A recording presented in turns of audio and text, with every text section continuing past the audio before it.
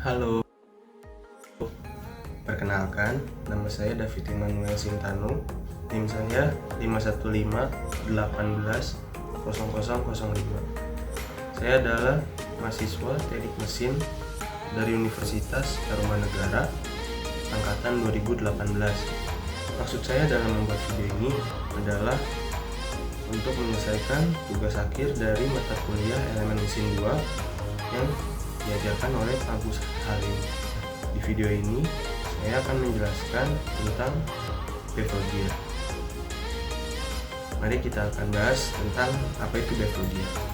Jadi, pada dasarnya bevel gear itu memiliki fungsi untuk merubah putaran horizontal yang datang dari transmisi atau pinion gear dirubah menjadi putaran yang melintang yang selanjutnya diteruskan ke steering clutch yang memungkinkan suatu unit itu bisa bergerak. Selain itu, bevel gear juga mempunyai fungsi.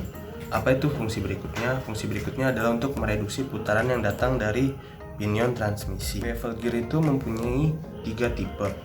Biasanya bevel gear itu dipakai pada alat berat atau umumnya pada perindustrian. Salah satu tipe dari bevel gear adalah plain bevel type. Apa itu plain bevel type?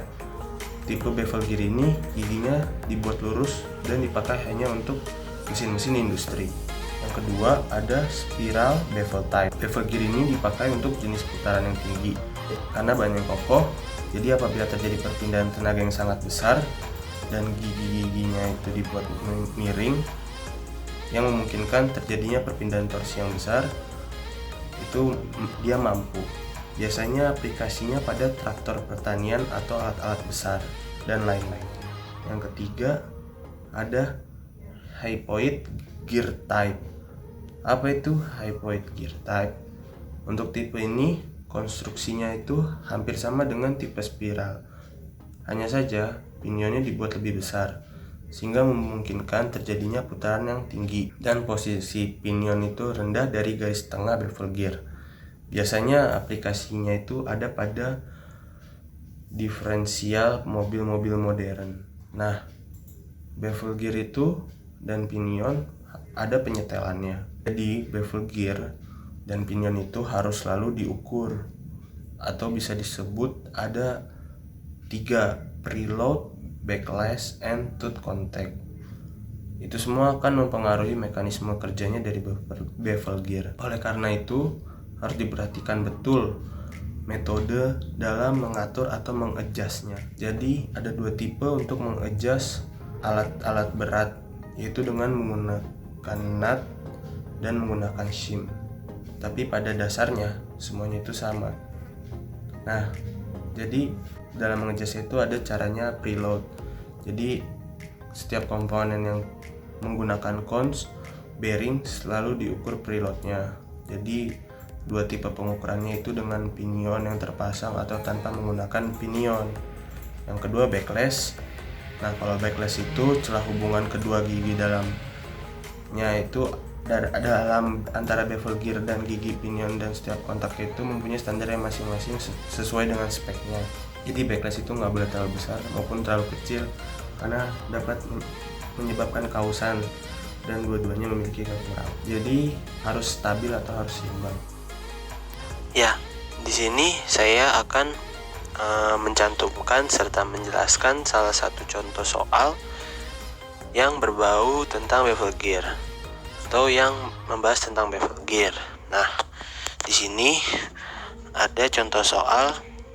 Jika diketahui jumlah gear pada drive A itu 10 gigi dan jumlah gear pada driven gear B itu 20 gigi, kecepatan putaran drive gear itu 100 rpm, serta momen drive shaft itu ada 10 kgm.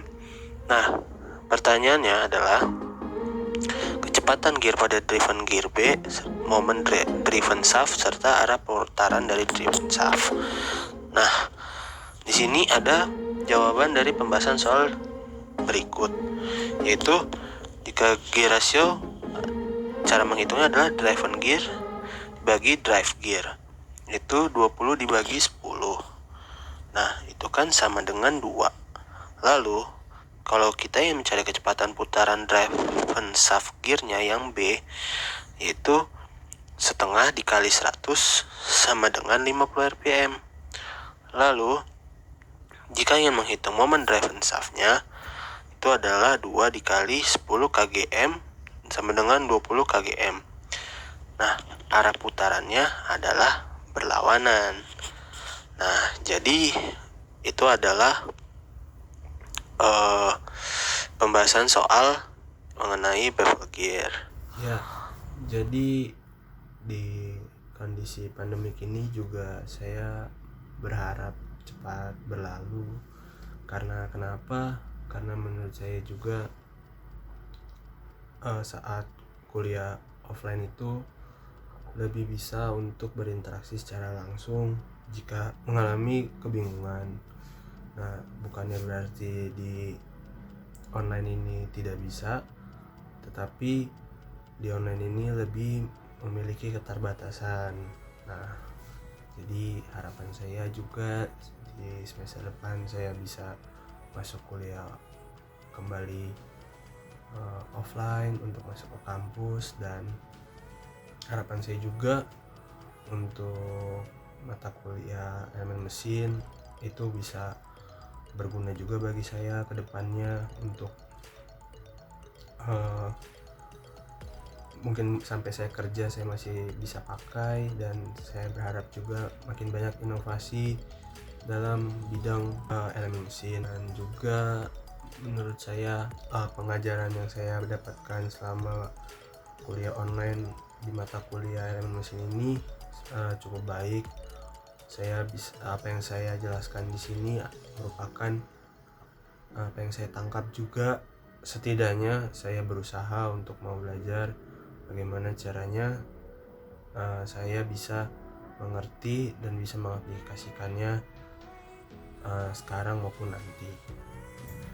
Jadi demikian penjelasan dari saya. Mohon maaf apabila penjelasan saya masih kurang ataupun cara menyampaikan saya juga kurang terlalu dimengerti, tapi ini adalah usaha semaksimal saya. Terima kasih.